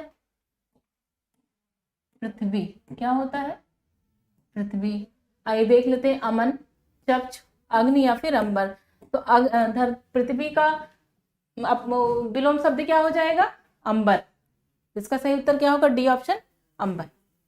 अगला क्वेश्चन, अतिवृष्टि का विलोम शब्द दिए गए विकल्पों में से कौन सा है? आइए देख लेते हैं। अतिवृष्ट, अनिवृष्ट, अनावृष्ट या फिर अनुवृष्ट? सी ऑप्शन क्या होगा? अनावृत। अनावृष्ट इसका सही उत्तर होगा। अतिवृष्टि का विलोम अनावृष्ट। अगला क्वेश्चन, अथ का विलोम क्या होता है? अथ का विलोम आइए देख लेते हैं। ऑप्शन, अथक, पृथक, इति या फिर अति? सी ऑप्शन इसका सही उत्तर होगा। अथ का विलोम इति। अथ का मतलब शुरू और इति का मतलब अंत। ठीक है, अगला क्वेश्चन, उत्थान का विलोम क्या होगा? उत्थान का आइए देख लेते हैं। प्रस्थान, पतन, विस्थापन या फिर अनुत्थान? बी ऑप्शन इसका सही उत्तर होगा। उत्थान का विलोम क्या होता है? पतन। अगला क्वेश्चन, जटिल का विलोम क्या होगा? आइए देख लेते हैं। कठिन, रूढ़, सरल या फिर मुश्किल? सही उत्तर क्या होगा? कठिन का, जटिल का विलोम सरल। अगला क्वेश्चन, दिए गए विकल्पों में से निर्माण शब्द का विरुद्धार्थी शब्द कौन सा है? यानी कि विरुद्धार्थी यानी कि विलोम शब्द क्या होगा? विलोम। भैया देखो, ये विलोम शब्द के कितने नाम दिए जा रहे हैं, बेटा कंफ्यूज मत होइएगा। जिसका उल्टा होता है, विरुद्ध मतलब विरोध में। आइए देख लेते हैं। इसका पूछ रहा था निर्माण, योजिका, जोड़ना, बनाना या फिर विनाश? जब कोई चीज हम निर्माण कर रहे हैं मतलब बना रहे हैं और विनाश कर देंगे तो क्या हो जाएगा? उसको खत्म कर देंगे, तो इसका विलोम क्या हो जाएगा? विनाश। अगला क्वेश्चन, आकाश में चंद्रमा चमक रहा है रेखांकित शब्द का पर्यायवाची नहीं है। मतलब इस आकाश का इसमें से पर्यायवाची नहीं है। ये देख लेते हैं ऑप्शंस। व्योम, ये व्योम होगा बेटा, व्योम होता है। गगन, रसाल या फिर नभ? बेटा व्योम का मतलब भी आकाश होता है, गगन का मतलब भी आकाश होता है, नभ का मतलब भी आकाश होता है। इस रसाल का मतलब क्या होता है? आम। क्या होता है? आम। इसका सही उत्तर क्या हो जाएगा? सी ऑप्शन इसका सही उत्तर होगा, रसाल। अगला क्वेश्चन, आसक्ति शब्द का अर्थ क्या है? आइए देख लेते हैं। अनुराग, पिक प्रिय, हुताशन या फिर जन्मदात्री? इसका सही उत्तर क्या हो जाएगा? ए ऑप्शन, आसक्ति का मतलब होता है अनुराग, प्रेम। अगला क्वेश्चन, दिए गए विकल्पों में अकुलाना शब्द का समानार्थी शब्द कौन सा है? मतलब इस अकुलाना का समानार्थी शब्द आइए देख लेते हैं। प्रसन्न होना, अभिवादन, संवरना या फिर व्याकुल होना? सही उत्तर डी ऑप्शन, व्याकुल होना। अकुलाना, व्याकुल होना इसका समानार्थी शब्द है। अगला क्वेश्चन, कपड़ा का पर्यायवाची क्या होगा? पर्यायवाची बताते हैं कपड़े का, आइए देख लेते हैं। चलन, वसन, गगन या फिर जंगल? बेटा ये चलन, इसमें दो ऑप्शन गलत है। कपड़े का वसन भी होता है क्या पूछा था? पर्यायवाची। अच्छा, सही उत्तर कपड़े का क्या हो जाएगा? वचन। बाकी तीनों ऑप्शन असंगत हैं और बी ऑप्शन वचन कपड़े का पर्यायवाची है। अगला क्वेश्चन, निम्नलिखित में से कौन सा शब्द कमल का पर्यायवाची नहीं है? मतलब कमल का पर्यायवाची नहीं आई, देख लेते हैं। अरविंद, सतदल, सरसिज, अमीय। बेटा सरसिज का मतलब भी कमल होता है, सतदल का भी मतलब कमल, और अरविंद का मतलब, इस अमी का मतलब क्या होता है? अमृत। क्या होता है? अमृत। इसका सही उत्तर क्या होगा? डी ऑप्शन अमी इसका सही उत्तर होगा। अगला क्वेश्चन, महाश्वेता किसका पर्यायवाची है? आइए देख लेते हैं। महाश्वेता का मतलब होता है सफेद। क्या होता है? सफेद।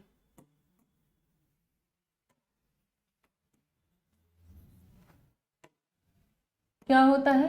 सफेद, पूर्ण सफेद, पूरी तरह से सफेद, पूर्ण सफेद।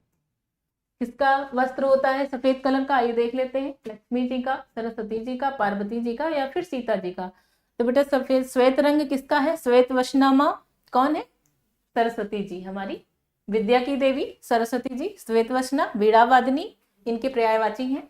अगला क्वेश्चन, निम्नलिखित में से कौन सा शब्द अनेकार्थी नहीं है?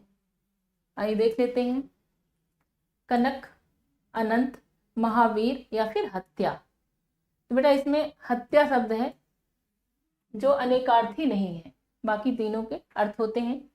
आइए देख लेते हैं। अगला क्वेश्चन, वर्ण का अर्थ नहीं है। वर्ण का मतलब अक्षर भी होता है, रंग भी होता है, जाति भी होता है, लेकिन ये सुंदर नहीं होता है। इसका डी ऑप्शन सुंदर इसका सही उत्तर होगा। वर्ण का मतलब सुंदर नहीं होता है। अगला क्वेश्चन, निम्नलिखित में से कौन सा शब्द अन्य शब्दों से अलग है? आइए देख लेते हैं।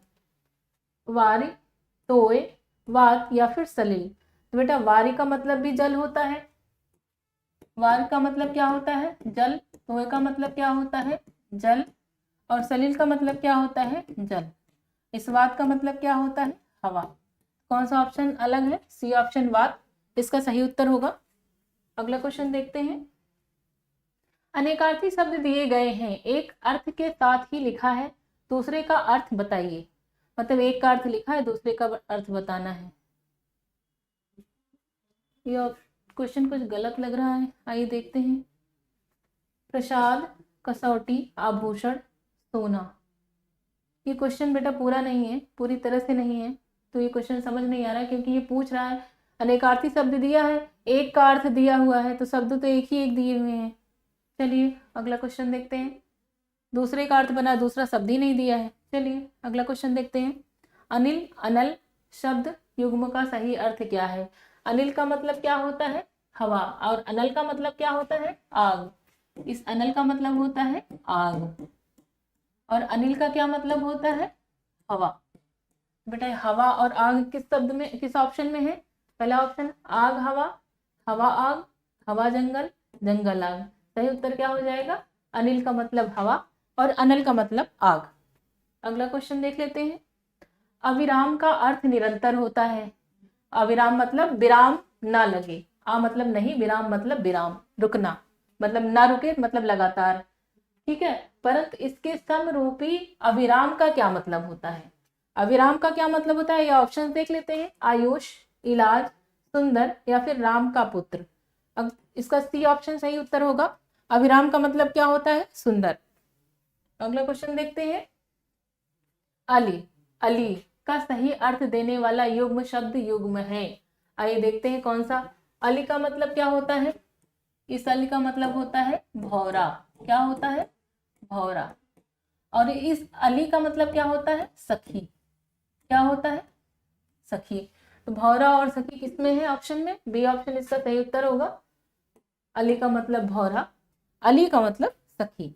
अगला क्वेश्चन, चिर चीर के अर्थ के सही विकल्प का चयन कीजिए। चिर चीर, चिर का मतलब मतलब प्राचीन, और चीर का मतलब वस्त्र। तो बेटा इसका सही उत्तर हो जाएगा, चिर का मतलब प्राचीन। इसमें दो ऑप्शन ही नहीं दिए हैं। चलिए चिर का मतलब हो जाएगा लंबा, प्राचीन, और चीर का मतलब वस्त्र। चिर का मतलब हो जाएगा प्राचीन, ऑप्शन लिख देते हैं हम, प्राचीन। और प्राचीन और चीर का मतलब वस्त्र, ये ऑप्शन हो गया, कोई नहीं। इसका सही उत्तर क्या हो जाएगा? सही उत्तर हो जाएगा सी ऑप्शन, प्राचीन और वस्त्र। चिर का मतलब होता है प्राचीन और चीर का मतलब होता है वस्त्र। ठीक है, समझ में आ गया? कोई कंफ्यूजन तो नहीं है? अगला क्वेश्चन देखते हैं। अगला क्वेश्चन हमारा, जिसे जीता ना जा सके उसके लिए उपयुक्त शब्द है। आइए देख लेते हैं। जिसको जीता ना जा सके, ऑप्शन अजेय, अज्ञेय, अपराजेय या फिर दुर्जेय। तो जिसको हम जीत नहीं सकते उसको हम क्या कहते हैं? अजेय। ए ऑप्शन अजेय इसका सही उत्तर होगा। जिसको जीत नहीं सकते उसको अजेय। अपने जीवन पर स्वयं लिखी कथा क्या कहलाती है? इस वाक्यांश के लिए एक शब्द बताइए। अपने जीवन पर लिखी कथा, आइए ऑप्शन देख लेते हैं। रेखा चित्र, संस्मरण, आत्मग्लान या फिर आत्मकथा। डी ऑप्शन इसका सही उत्तर होगा, आत्मकथा। जो अपने जीवन पर हम स्वयं कथा लिखता है उसको क्या कहते हैं? आत्मकथा। अगला क्वेश्चन, जो इंद्र पर विजय प्राप्त कर चुका हो उसको क्या कहेंगे? इंद्रजय, इंद्र, इंद्रजीत या फिर जितेंद्रिय। तो बेटा इंद्रजीत कहा जाएगा। जिसने इंद्र के ऊपर विजय प्राप्त कर ली हो उसको क्या कहेंगे? इंद्रजीत। अगला क्वेश्चन, दोपहर के बाद का दिन क्या कहलाता है? आइए देख लेते हैं। पूर्वाह्न, अपराह्न, मध्याह्न या फिर प्रातराह्न। तो सही उत्तर क्या हो जाएगा? अपराह्न। दोपहर के बाद का समय अपराह्न। अगला क्वेश्चन, वह कन्या जिसके साथ विवाह का वचन दिया गया हो उसके लिए एक शब्द क्या कहलाया जाएगा?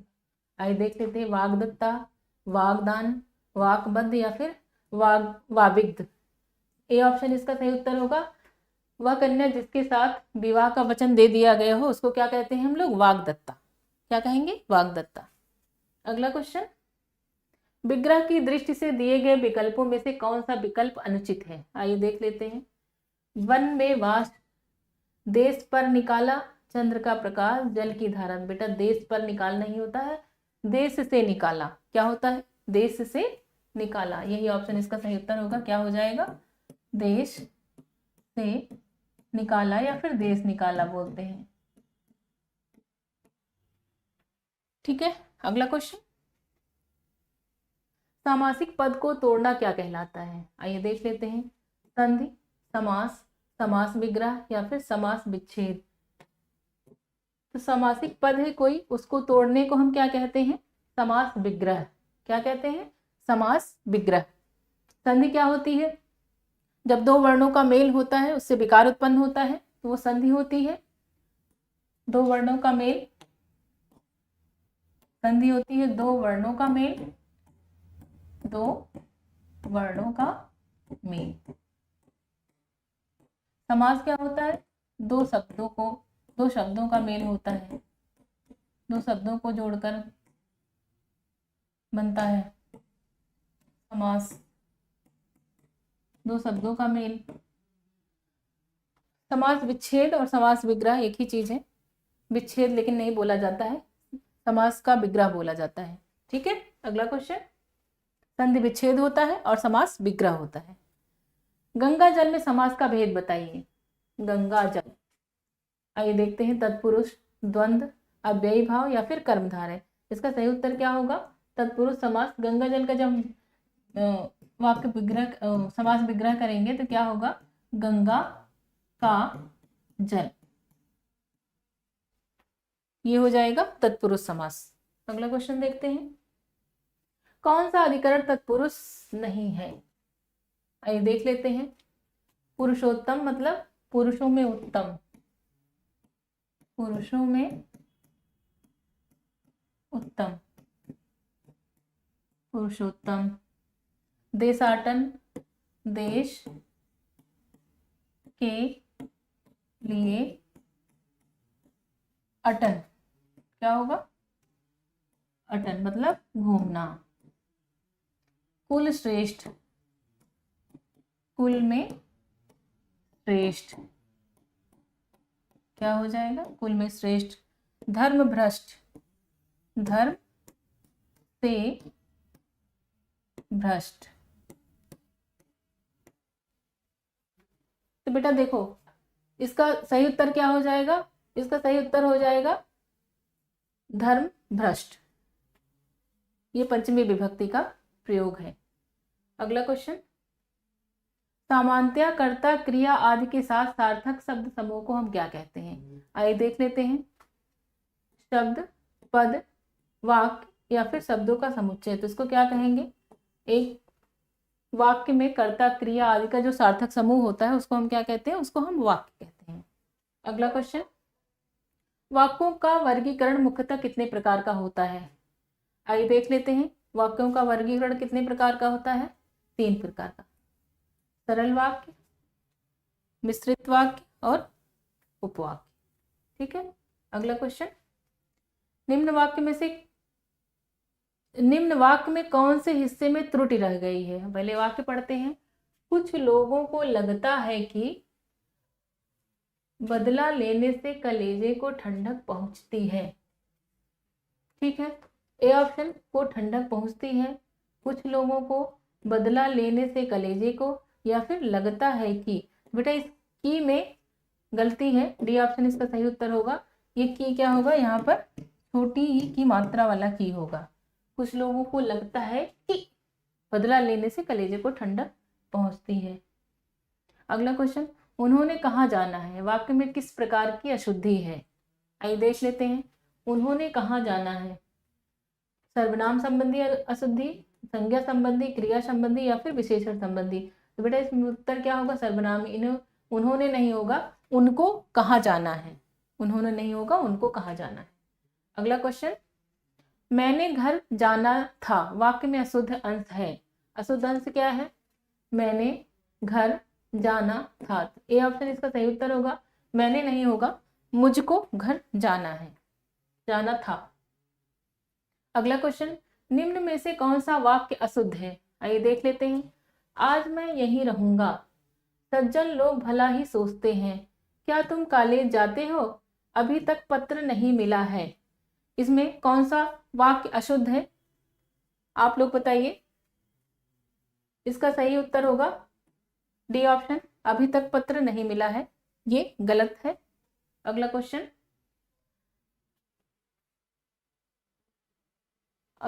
साहित्य में रस का क्या अर्थ है? साहित्य की मिठास, किसी रस का आनंद, किसी फल का स्वाद या फिर साहित्य से मिलने वाली आनंदभूति। साहित्य के रस का सही उत्तर क्या हो जाएगा? डी ऑप्शन इसका सही उत्तर होगा। साहित्य से मिलने वाली आनंदानुभूति को हम क्या कहते हैं? रस। अगला क्वेश्चन, भाव जिसके हृदय में रहते हैं उसको हम क्या कहते हैं? जिसके भाव, आइए देखते हैं ऑप्शन, आश्रय, आलंबन, उद्दीपन या फिर आलंबन जन्य उद्दीपन। बेटा इसका सही उत्तर क्या होगा? जहां से भाव उत्पन्न होता है उसको हम क्या कहते हैं? आश्रय कहते हैं। क्या कहते हैं? आश्रय।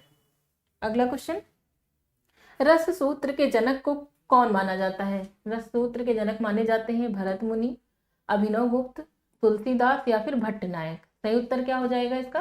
भरत मुनि रस सूत्र के जनक माने जाते हैं। अगला क्वेश्चन, वाक्यम रसात्मक काव्यम कहने वाले आचार्य हैं, कौन है?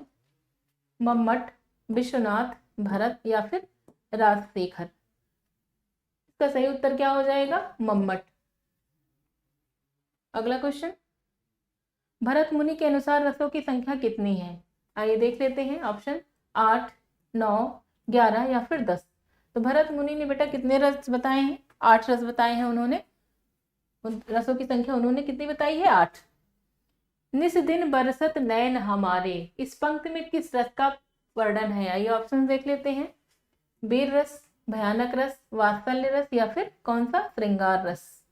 डी ऑप्शन इसका सही उत्तर होगा। कौन सा? श्रृंगार रस। की वर्तनी गलत लिखी हुई है। श्रृंगार, इसका स्थायी भाव क्या होता है? रति। ये कौन से श्रृंगार का है? श्रृंगार के 2 वियोग, संयोग श्रृंगार और वियोग श्रृंगार। तो ये बेटा वियोग श्रृंगार का उदाहरण है। किसका है? वियोग श्रृंगार का उदाहरण। निस दिन बरसत नैन हमारे, वियोग श्रृंगार का उदाहरण। अगला क्वेश्चन, वर्णिक छंदों में गढ़ कितने प्रकार के होते हैं? आइए देख लेते हैं। 4, 7, 8 या फिर 10। बेटा हमारे गढ़ कितने होते हैं? 8। आइए देखते हैं कैसे, कौन कौन से होते हैं। एक सूत्र है यमाता, इसको याद करने के लिए यमाता राज भान सलगा, सलगा। बेटा इसमें हम बनाते हैं, देखो यमाता मतलब ये गढ़ क्या होगा, ये गढ़, माँ मगड़, मगड़, तगड़,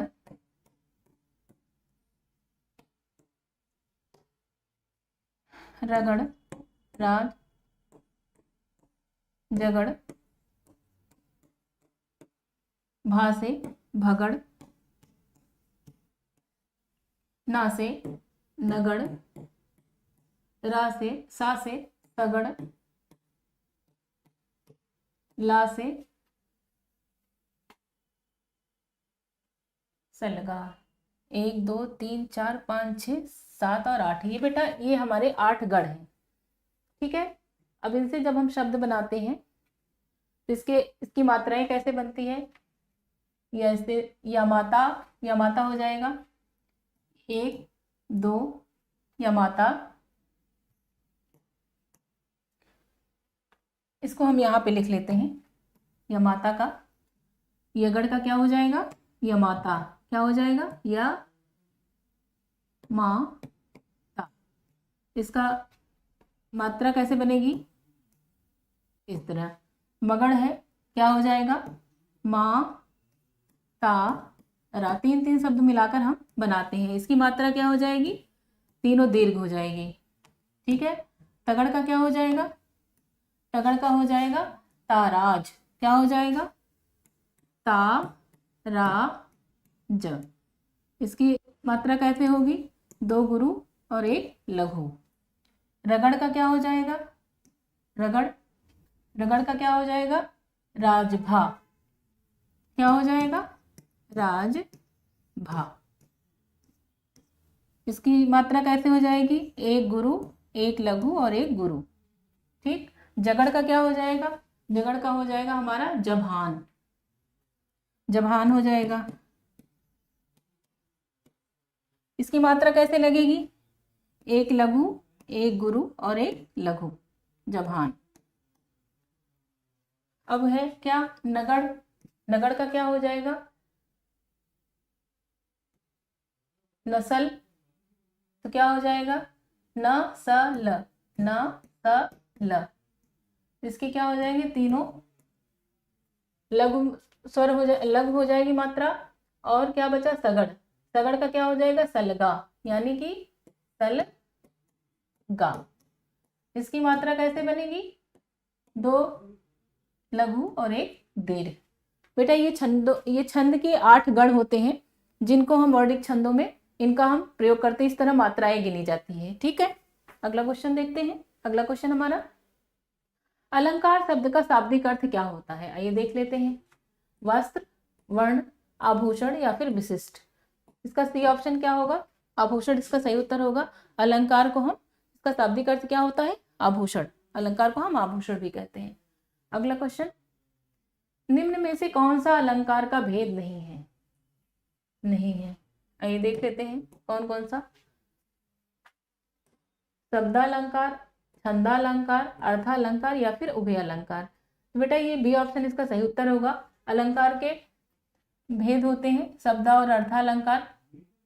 अलंकार के भेद, अलंकार कितने प्रकार का होता है, 3 प्रकार का। कौन कौन सा, शब्दालंकार, शब्दालंकार, दूसरा अर्थालंकार और तीसरा है उभय अलंकार, उभय अलंकार। शब्द अलंकार में शब्दों के द्वारा, काव्य में शब्दों के द्वारा चमत्कार उत्पन्न होता है, और अर्थालंकारों में हम लिख देते हैं शब्दों के द्वारा चमत्कार, शब्दों के द्वारा चमत्कार।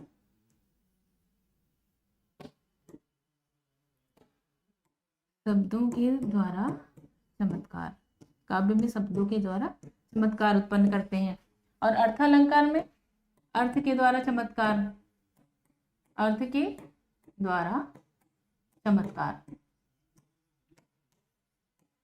उभय अलंकार में क्या होता है, इसमें दोनों के द्वारा चमत्कार हो सकता है, दोनों के द्वारा, दोनों के द्वारा। कितना आसान है, ठीक है। अगला क्वेश्चन, बताते हैं कि यहाँ शब्दों के चमत्कार हैं तथा डैश बताते हैं कि यहाँ अर्थ में अद्भुत सौंदर्य है। आइए देख लेते हैं। यमक, शब्दालंकार। यमक नहीं बताते हैं बेटा कि शब्दों के चमत्कार हैं।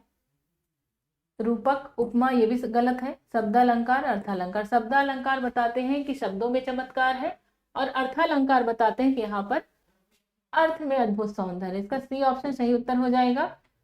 शब्द में जब चमत्कार होगा तो शब्दालंकार, और जब बात अर्थ की आएगी तो कौन सा, अर्थालंकार।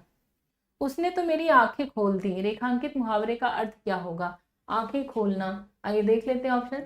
भ्रम को दूर करना, किसी बात पर ध्यान न देना, स्वागत के लिए राह देखना, अंधकार दूर करना।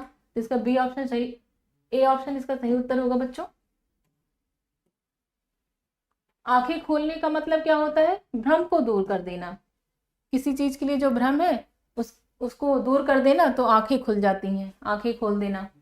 अगला क्वेश्चन, ईश्वर की माया डैश लोकोक्ति को पूर्ण करने हेतु उचित विकल्प कौन सा है। आइए देख लेते हैं। ईश्वर की माया, कहीं धूप कहीं छाया, ये तो सही लग रहा है। आगे देखते हैं। ईश्वर की माया कहीं छाया कहीं धूप, ईश्वर की माया सबसे न्यारी, ईश्वर की माया वो ही जाने। तो बेटा इसका सही उत्तर क्या होगा, ये लोकोक्ति होती है।